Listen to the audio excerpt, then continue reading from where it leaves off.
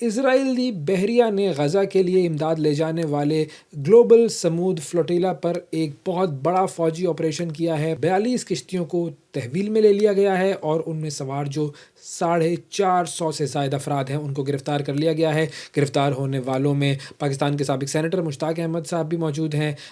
پھر اس کے علاوہ سویڈش جو ماحولیاتی کارکن ہیں گریٹا تھنبرگ وہ ہیں، اور نیلسن منڈیلا کے پوتے نکوسی زویلیولیلی یہ بھی شامل ہیں۔ اور اسرائیلی جو بحریہ ہے اس نے کشتیوں کا مواصلاتی نظام اور براہ راست جو نشریات ہیں وہ جام کر کے قافلے کو روکا، اور تحویل میں لی گئی جو کشتیاں ہیں ان کو اشدود کی جو بندرگاہ ہے وہاں پر منتقل کر دیا گیا، جہاں سے سماجی کارکنوں کو یورپ ڈیپورٹ کیا جائے گا۔ اور جو فلوٹیلا کے جو منتظمین ہیں ان کا کہنا یہ ہے کہ ایک کشتی جو میرینیٹ ہے وہ ابھی بھی اپنی منزل کی طرف بڑھ رہی ہے، جبکہ عرب صحافی ہیں حسن مسعود، انہوں نے سوشل میڈیا پر یہ دعویٰ کیا ہے کہ کشتی میکینو جو ہے وہ غزہ کی سمندری حدود میں داخل ہو گئی ہے۔ اب یہ متضاد ہمارے سامنے خبریں تو آ رہی ہیں، لیکن یہ کہ انٹرنیشنل میڈیا بھی یہی رپورٹ کر رہا ہے کہ ایک کشتی ایسی ہے جو کہ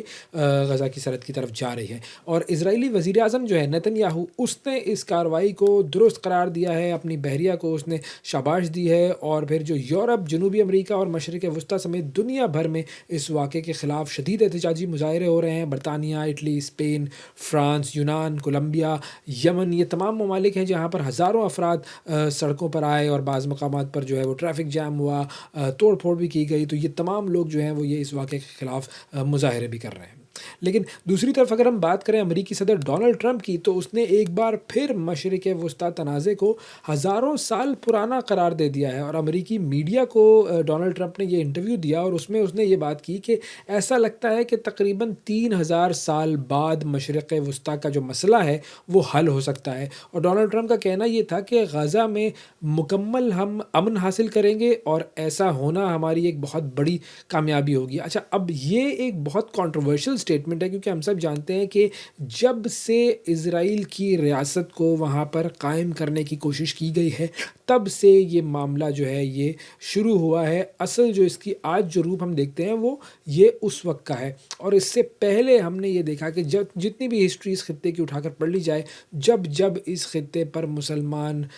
جو ہیں انہوں نے حکومت کی ہے، اس وقت اس خطے میں امن رہا ہے۔ یہودی بھی اور عیسائی بھی یہاں پر صحیح طریقے سے امن کے ساتھ رہے ہیں، لیکن جب عیسائیوں کی حکومت آئی ہے یہاں پر تو انہوں نے یہودیوں کے اوپر کس طرح کا ظلم روا رکھا، یہ پوری ہسٹری ہے اور اس کو ڈینائی نہیں کیا جاتا۔ دوسری طرف حماس نے آزاد فلسطینی ریاست کے قیام تک ہتھیار نہ ڈالنے کا اعلان کر دیا ہے، اور حماس کے سینئر رہنما ہیں محمد نزال، انہوں نے ایک انٹرویو کے دوران کہا ہے کہ اسرائیلی مطالبہ یہ ہے کہ حماس فلسطینی ریاست کے قیام سے پہلے غیر مسلح ہو جائے، اور انہوں نے کہا کہ دنیا کی کسی بھی مزاحمتی تحریک نے آزادی سے پہلے اپنے ہتھیار نہیں ڈالے ہیں۔ جنوبی افریقہ کی بات کر لیجئے، افغانستان، ویتنام، الجزائر، آئرلینڈ، کبھی بھی وہاں پر مزاحمتی تحریکوں سے غیر مسلح ہونے کا مطالبہ جو ہے وہ آزادی سے پہلے نہیں کیا گیا ہے۔ اور انہوں نے اس انٹرویو میں یہ بھی واضح کیا کہ حماس اپنے ہتھیار صرف اسی صورت میں چھوڑے گی جب ایک آزاد اور خود مختار فلسطینی ریاست قائم ہوگی۔ اور محمد نزال نے یہ بھی کہا کہ ہم امریکی صدر کے منصوبے پر غور کر رہے ہیں،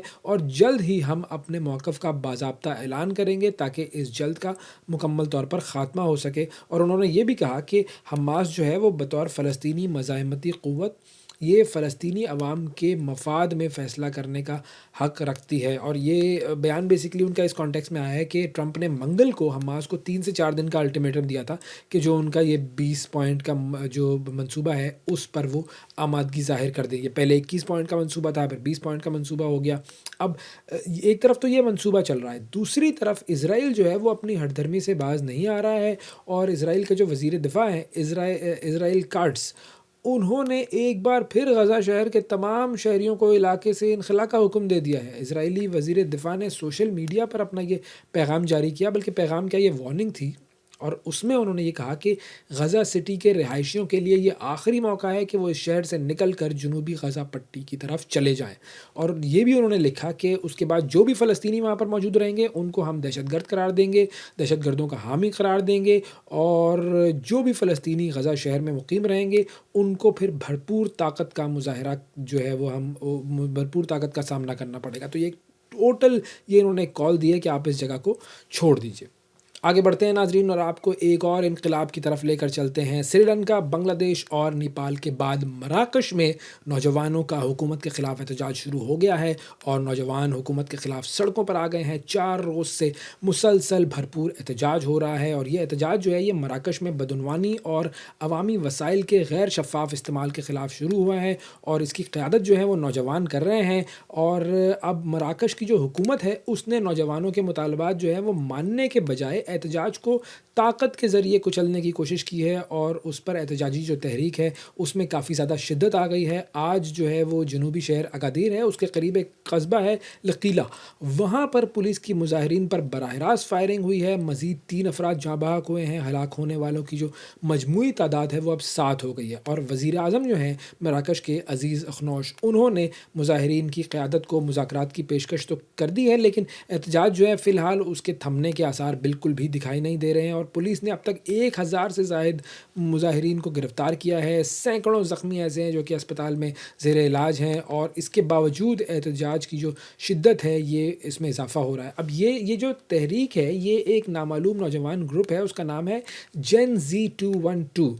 اس نے سوشل میڈیا پلیٹ فارمز جو ہیں جیسے مطلب ٹک ٹاک ہے، انسٹاگرام ہے اور ڈسکارڈ ہے، ان کے ذریعے یہ منظم کی تھی اور مظاہرین بیسیکلی کہہ یہ رہے ہیں کہ 2030 کا جو ورلڈ کپ ہے اس کے لیے آپ اربوں ڈالرز کے اسٹیڈیمز کی تعمیر کر رہے ہیں، انفراسٹرکچر بنا رہے ہیں، لیکن عوام جو ہے وہ اسکول اور اسپتال جیسی بنیادی سہولیات سے محروم ہے۔ تو یہ بیسک ان کا پرابلم ہے جو کہ اس کے اوپر یہ احتجاج کر رہے ہیں۔ آگے بڑھتے ہیں جی اور آپ کو لے کر چلتے ہیں امریکہ کی طرف۔ امریکہ میں حکومت جو ہے اس کا شٹ ڈاؤن سامنے آیا ہے، حکومت کا شٹ ڈاؤن ہو گیا ہے، حکومتی جو ادارے ہیں وہ اب کام نہیں کر رہے ہیں۔ کیا اس وقت امریکہ میں ادارہ ہے کون سا جو کہ کام کر رہا ہے، کون سا کام نہیں کر رہا ہے اور اس کا کیا امپیکٹ ہوگا، اس حوالے سے ہم بات کرتے ہیں۔ اس شٹ ڈاؤن کے حوالے سے اصفر امام صاحب ہمارے ساتھ موجود ہیں، سینئر اینالسٹ ہیں، امریکہ سے ہمیں جوائن کر رہے ہیں۔ السلام علیکم اصفر صاحب۔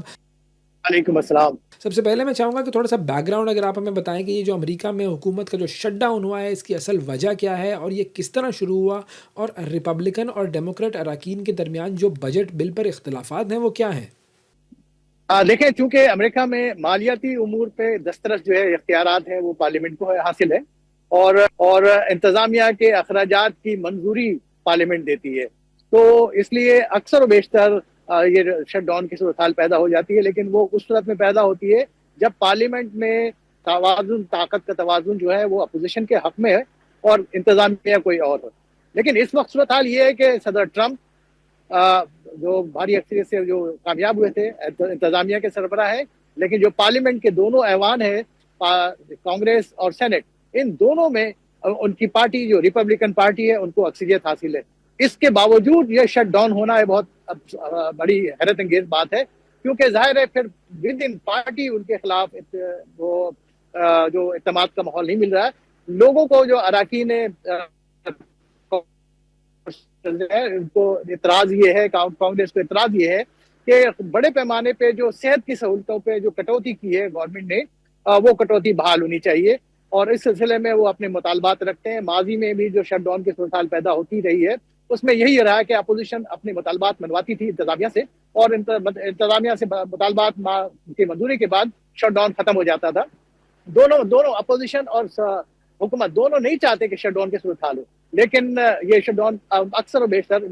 پیدا ہوتا رہا ہے۔ لیکن ماضی میں بعض اوقات تو یہ مہینوں شٹ ڈاؤن بھی رہا ہے اور اس شٹ ڈاؤن کے دوران یہ ہوتا یہ ہے کہ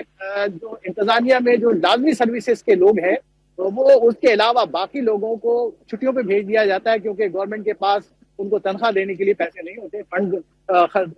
کے لیے فنڈ ان کے پاس موجود نہیں ہوتا، لہٰذا ان کو چھٹیوں پہ بھیج دیا جاتا ہے۔ اچھا، اس شٹ ڈاؤن کے نتیجے میں کتنے سرکاری ملازمین متاثر ہوں گے، ان کی تنخواہوں کا کیا ہوگا؟ اس صورتحال جو بات جو پیدا ہوئی ہے اس سے صدر ٹرمپ فائدہ اٹھانا چاہ رہے ہیں اور انہوں نے خبردار کیا ہے کہ جن سرکاری ملازمین کو گھر پہ بھیجنے کے باوجود انتظامیہ کے کام امور جو اسی طرح چل رہے ہیں تو کیوں نہ ان کو پرماننٹ ہی بھیج دیا جائے۔ تو ان کے باروں نے ایک رائے یہ بھی ہے کہ جو بڑے پیمانے پہ سرکاری ملازمین کو وہ فارغ کر دیں گے، ان کو عارضی طور پہ چھٹی پہ بھیجنے کے بجائے ان کو پرماننٹ چھٹی پہ بھیج دیا جائے گا۔ تو یہ اس کی وجہ سے ایک عجیب صورتحال پیدا ہوئی ہے، بڑی تشویش کی صورتحال پیدا ہوئی ہے۔ اب دیکھتے ہیں کہ اس کے بعد کیا بنے گا، لیکن اس وقت